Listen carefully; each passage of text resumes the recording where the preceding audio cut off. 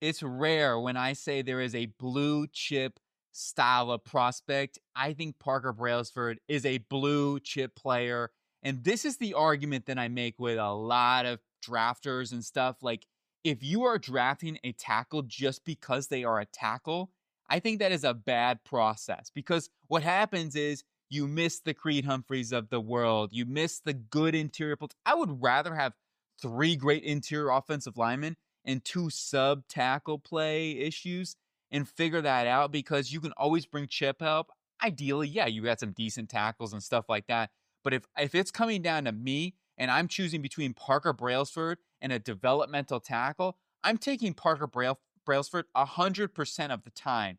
And you can come back to me later. I give you full permission, please. If Parker Brailsford ends up being a bust, because I'm that strong on my evaluation of Brailsford, I have a true first round grade on him. We'll get more to that at the end when we sum and give him grades and everything individually.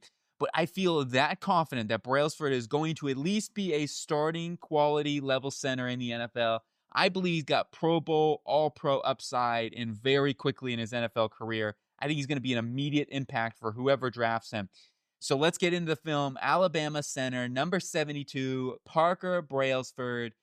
Let's talk about what he is good at first and foremost. I think his hand power is exceptional, and his hand technique is exceptional. Oh my goodness. He has some of the best hand technique and grip strength in this class. Yes, he's 6'2". He might be 6'1", 290 pounds. But he's going up against some big dudes here all across his film. You know, so Daryl Jackson, who's a monster, like 6'5", 35-inch arms. He handled him. He's got good length, despite the size. I think his length is good. Oh, here's a fun little play. You know, we all talk about the crispy package and Caden Proctor. He should have his own crispy package. Look at this guy breaking tackles. What is he, a running back out here? Unbelievable. Parker Brailsford. Come on, man. That's insane. And look at the balance and pass pro right there. He's just so gifted and strong. You can tell this guy hits the weight room.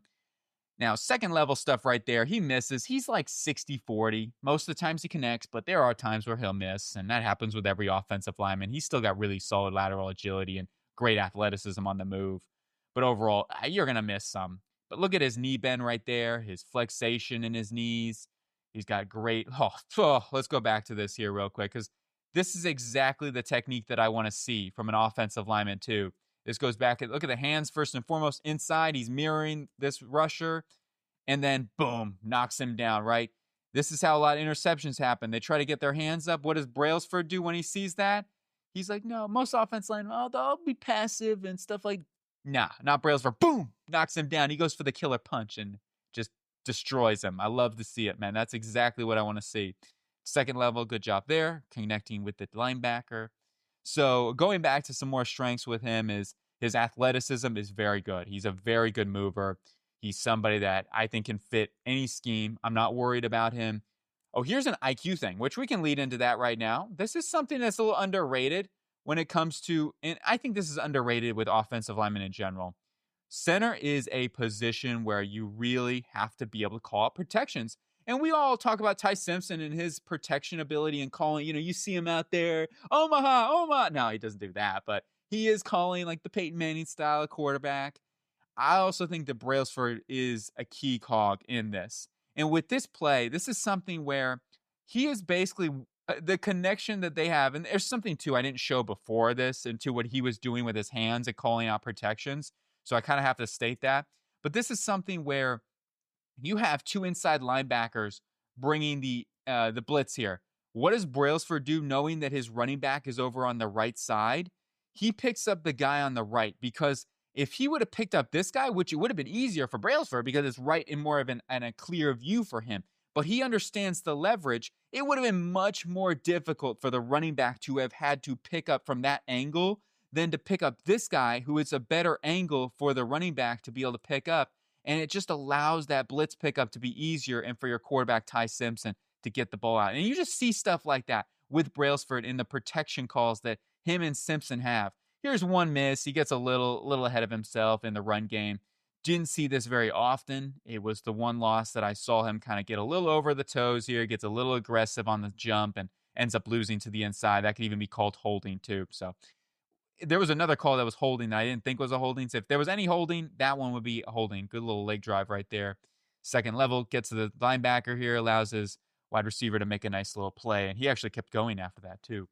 Anyway, going back to some more strengths here, I think that he is such a solid athlete. So I mentioned that. I think he's a great lateral mover. I have no issues with his ability to move. I think he's just so technically refined with his hand placement, his hand striking. So here's the holding. Let me go back to this to show you. Let me know what you think. Do you think this was a holding? I know it's kind of blurry here. It's kind of hard to see. There was no back end angle that they showed on this one. They kind of hurried up and went to the next play or whatever. I don't know. Once again, it's like he got the hold on. He didn't get called on the other one, so I guess it makes up for it on a roundabout way. Now, this is something I do want to point out, and I did lower the awareness just a tad because I saw like 3 occasions where this happened, where he could have been maybe a little quicker to identify a stunt over here. See, he notices there, and at this point, it's a little too late. Allows your rusher to get to the inside and hit your quarterback. We'll see another one here in just a minute. Gets to the second level, gets this linebacker, no problem.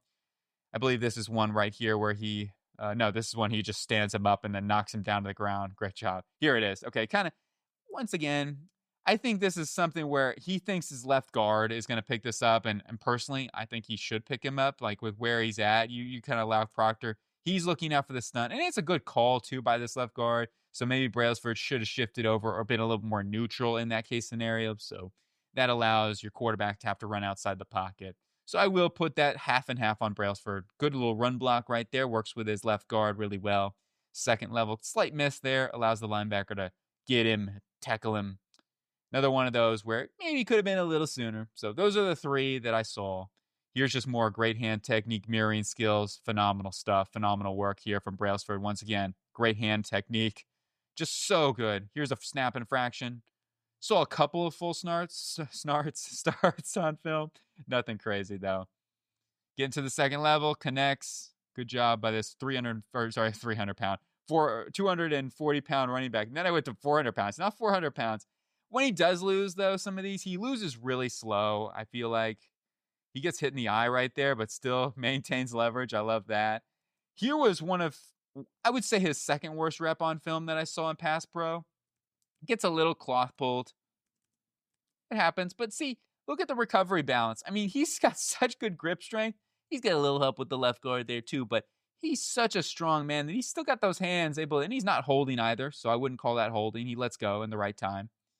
So when he does lose, man, he loses really slow. Good mirroring right there.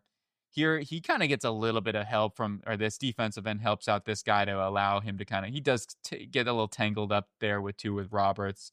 It's a slow loss. That's a 3.5 second play. The ball's got to be out, or you got to make the move, and Simpson does. So that's would be one to be a coverage sack anyway if it were a play. Here's one. This is okay. Here's the worst rep that I saw on film. Kind of gets beat with a little club swim to the inside here. Maybe he thinks that he's going to get a little more help to the inside, but I think he just gets beat here. Good job by the South Carolina defensive lineman to hit him with a little club, and then, like I said, that inside swim. So, you know, hey, that was the worst rep that I saw on film. Not too bad. Here's a little pull block. Gets Kilgore to the ground. So let's get into the grades and recap everything up, starting with the pass protection. He's just such a phenomenal player. Anything that's a B or above is above average for my grades and everything. He's just got excellent grip strength. His leverage is naturally good, of course. He's got insane hand technique. I think those are really his big strengths. Combined with his movement skills, he's just a tough guy to beat despite the size. And his length is, I certainly think he's got good enough length where I don't worry about it. He's got a good length for his size, especially. So if he checks in at 6'1", I'm fine with that. I really have no problem with it. He plays way above his weight class at 290. I'd rather take him over a guy like Caden Proctor who gets continued walk back into offensive lineman's lap. And I don't want to hate on Caden Proctor. He's a fun player to watch and everything like that. Those crispy packages I mentioned earlier are hilarious. I just would say that I think Brailsford, his power, his weight room ability, like you can tell this guy is just a monster. And he has got insane hand strength to him. And the torque, too. We saw some of that. He just can ragdoll defenders and move them enough subtly in the gaps as a run blocker, too. Now, as a run blocker, I do want to say he's not going to drive dudes like monstrous off the ball. You saw him. He keeps his feet running, And especially if like defensive linemen are going to kind of pop up their leverage, you're going to pay for it because there's no doubt Brailsford will bring it on. He'll continue to drive and he'll work through the whistle.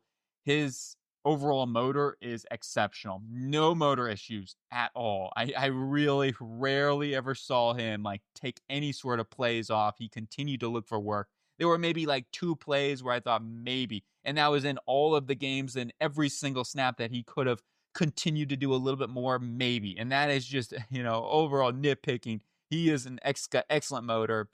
I think he can do any sort of block you ask him to do, whether it's a zone or a gap. I actually think he's probably going to be a better gap scheme player at the moment. I don't know. That's my opinion. Ultimately, though, I don't see that he couldn't succeed in a wide zone system. I just feel right now from what I've seen on film and what Alabama does, he would probably be better as just a gap scheme guard and can hold up in that really, really well. And his athleticism is definitely above average. I wouldn't call him an insane athlete, okay, but he's a very good athlete. Very, very good. No issues at all. Definitely a well above athlete that has all the movement skills you would really want from a center prospect. And that's why I give him a round 1 grade. He is a blue chip prospect in my eyes. I am fine taking this guy in this draft in the top 15. I mean, I'm just saying, when it's all said and done, I'd rather have a top 5 center in the NFL than, go and search for a developmental edge rusher that takes 3 years to develop. I think Brailsford hits the ground running and ends up protecting your quarterback. So if you're the Chargers in the first round and you need a center, Greg Roman, go get your guy right here. And obviously Jim Harbaugh, this is the dude. Okay, I'm just going to say that right now. I really think he is a first-round prospect. Let me know what you think on that. Agree or disagree? Parker Brailsford. Woo, man, I got so hyped up watching his film. And when you just get hyped up watching an offensive or anybody's film, it's like you just know, right? You have that gut feeling. I love offensive line, actually probably my favorite position, and I love every position, but offensive line, just something about watching offensive lineman that hits the sweet spot for me. And Brailsford, he really got me jumping out of my seat. So yeah, I hope you guys have a really good day. Where does Parker Brailsford go? Where's your ideal fit for him? I think the Chargers round 1 would be a dream come true for, I imagine, for Brailsford, of course, wherever he wants to go and wherever the Chargers can find a good center. That's kind of just one logical fit. But there are plenty other teams that I think could use a really good center, and Brailsford could be that immediate impact for